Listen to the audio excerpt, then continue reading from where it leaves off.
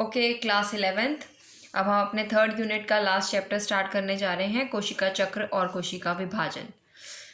बच्चों, कोशिका विभाजन होने से पहले सेल जो अपने आप को प्रिपेयर करता है ना, अपने जीनोम को, उसके अंदर जितना भी जेनेटिक मटेरियल है उसको मल्टीप्लाई करता है।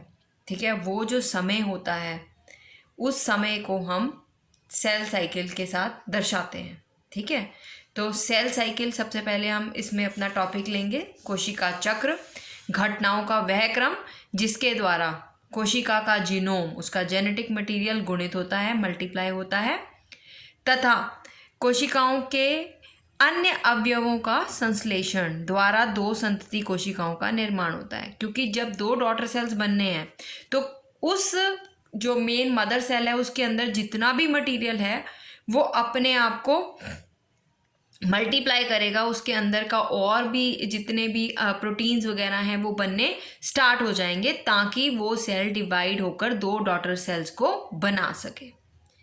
तो ये जो पूरा क्रियाओं का क्रम है ये कोशिका चक्र कहलाता है। राइट, अब हमारे पास कोशिका चक्र के बाद हम डिवीजन लेंगे। पहले हम देखते हैं कोशिका चक्र के कौन कौन से फेजेस हैं। ठीक है, देखिए हमारा कोशिका चक्र की प्रवस्थाएं। कोशिका चक्र की बेटा दो फेजेस होते हैं हमारे पास। एक होता है इसका इंटरफेज और दूसरा होता है डिवीजन फेज। इंटरफेज या वृद्धि अवस्था इसे बोलते हैं। डिवीजन फेज के नाम से ही क्लियर है, विभाजन अवस्था, जो हमने अपने इस चैप्टर के नाम में देखा, cell cycle and cell division. Actually the division phase is the part of cell cycle. ठीक है, this phase is a part of cell cycle. अब हम देखते हैं कि ये जो इंटरफेज है, ये वाली जो स्टेज है, अंतरावस्था जिसे हम बोलते हैं, इस अवस्था को पहले साइंटिस्ट जो थे ना मानते थे कि ये रेस्टिंग फेज है, इसमें कुछ नहीं होता, सेल के अंदर किसी प्रकार का कोई काम नहीं होता, मतलब बाहर से देखने पे ऐसे लगता था। पर लेटर ऑन जब इसकी स्टडी की गई कि this is a most active phase. क्यों एक्टिव है? क्योंकि यहाँ पे तो सेल अपने आप को प्रिपेयर कर रहा है फॉर डिवीजन।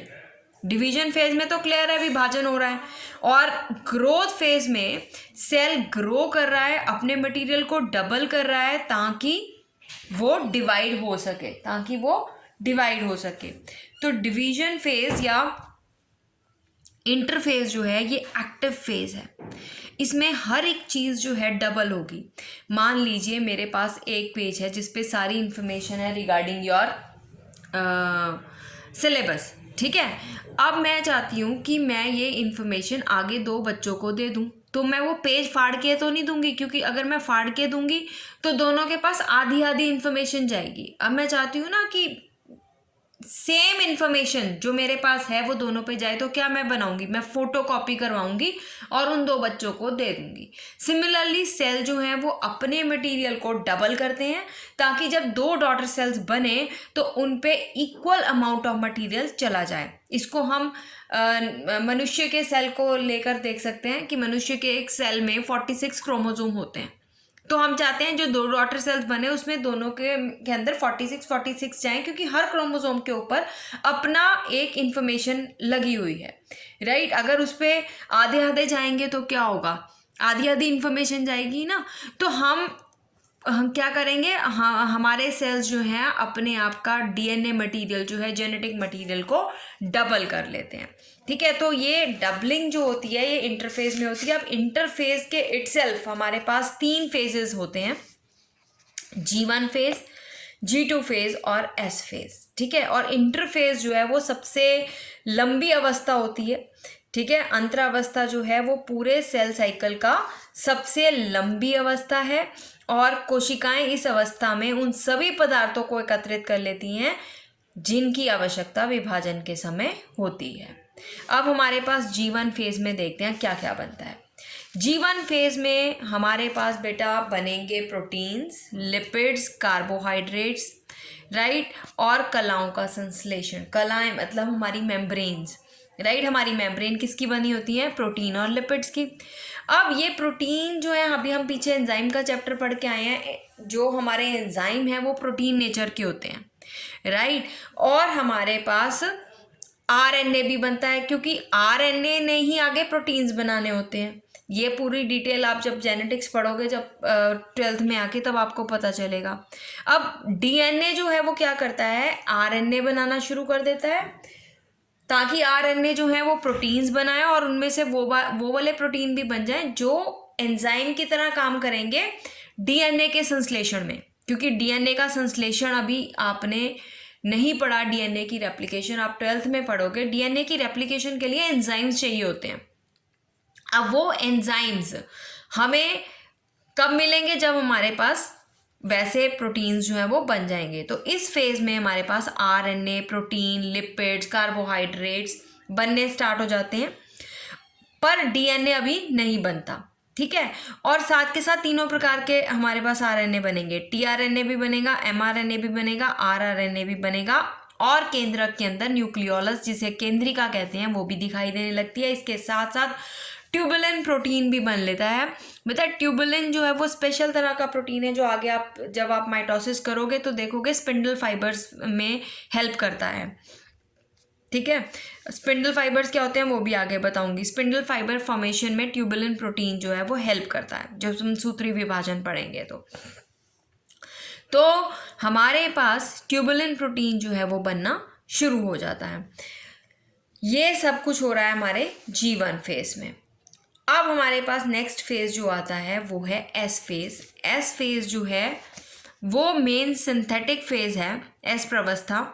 इसमें हमारे पास डीएनए का मटेरियल डबल होता है। पहले वाले फेज में, G1 फेज में क्या डबल हो रहा था, क्या ज़्यादा बन रहे थे, किस स्पीड के साथ कौन क्या बन रहा था, आरएनए बन रहे थे, प्रोटीन्स बन रहे थे, कार्बोहाइड्रेट्स बन रहे थे, और मेम्ब्रेन्स बन रही थी, और साथ के साथ तीनों प्रकार के आरएनए और ट्यूबुलिन प्रोटीन, जो कि हमारा हेल्प करेगा सूत्री विभाजन में, राइट।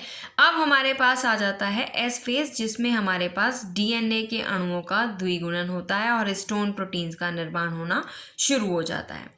अब ये नए डीएनए एवं हिस्टोन प्रोटीन्स क्या करते हैं, प्रोटीन से दूसरे क्रोमैटिड तंतु बनते हैं और संपूर्ण डीएनए पदार्थ जो है वो दुगुना हो जाता है, डबल हो जाता है। 2n का 4n हो जाता है, दुगुना हो जाता है, 2 गुना हो जाता है, राइट। ये आगे देखिए, फिर हमारे पास एस फेज के बाद आता है G2 फेज, जिसे हम प्री माइटोटिक फेज कहते हैं, यानी कि मल्टीपल फेज से पहले वाला फेज।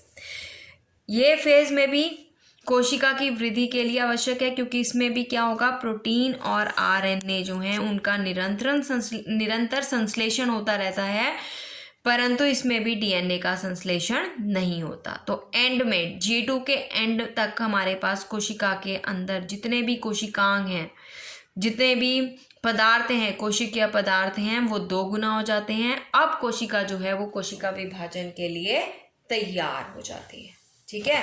अब जो कोशिका है वो कोशिका विभाजन के लिए रेडी है। तो अब मैं आपको बात बताती हूँ। देखिए, हमने देखा कि हमारा जो सेल साइकिल है उसमें हमारे पास 2 फेज हैं। एक है इंटरफेज, एक मिनट, मैं ये आपको नेक्स्ट वीडियो में लेती हूँ, मेरा पेन नहीं चल रहा।